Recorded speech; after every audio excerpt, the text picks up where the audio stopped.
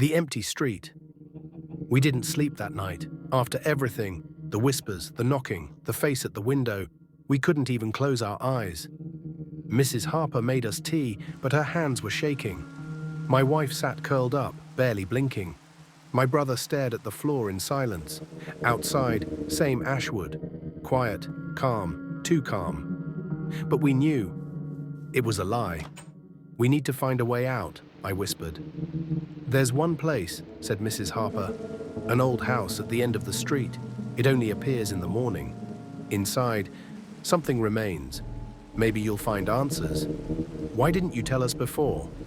"Because something lives in that house, something that doesn't forget faces." The hollow house. The house stood at the end of the street. It looked empty, but not abandoned. Like someone had just left. Clean windows, closed door, and no reflection in the glass. I pushed the door. It opened silently. Inside felt wrong. The rooms were too symmetrical, every angle perfectly straight. The air smelled like old wood and something wet. "There's no sound here," my wife whispered. We stepped inside, and the door shut behind us. On its own, the walls breathe. At first, everything seemed normal. We moved through the house, looking for anything, a map, old notes, a way out. But slowly things started to change. Our footsteps echoed with a delay. Like the sound wasn't ours. The light felt unnatural, as if it came from the walls, not the lamps.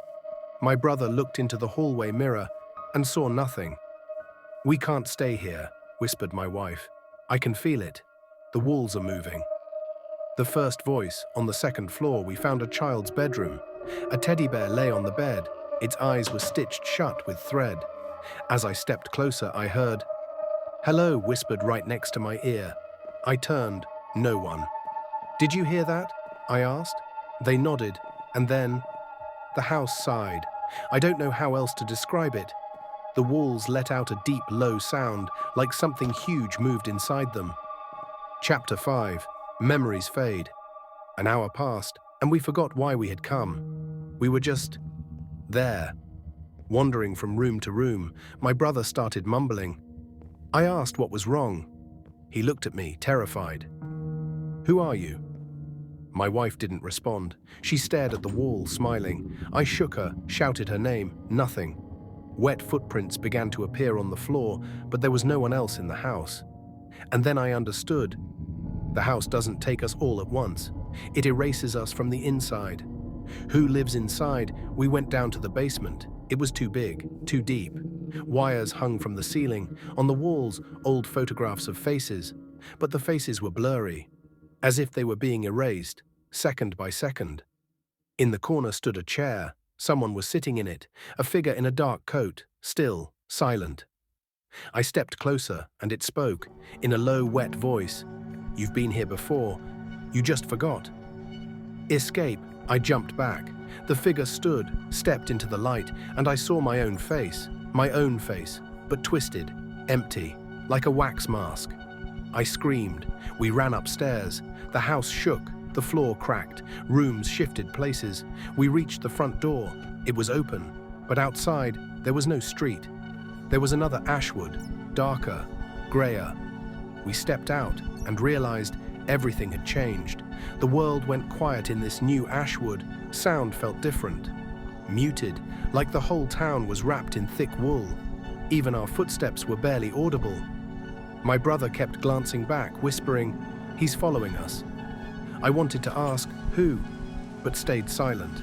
My wife barely blinked. Her face seemed frozen, and every time I looked away, something about her features changed. We returned to Mrs. Harper's house, but it was gone. Just an empty patch of land. It's inside us now. The next day, I saw the house again, the hollow house. But now it stood at the other end of the street. The same house.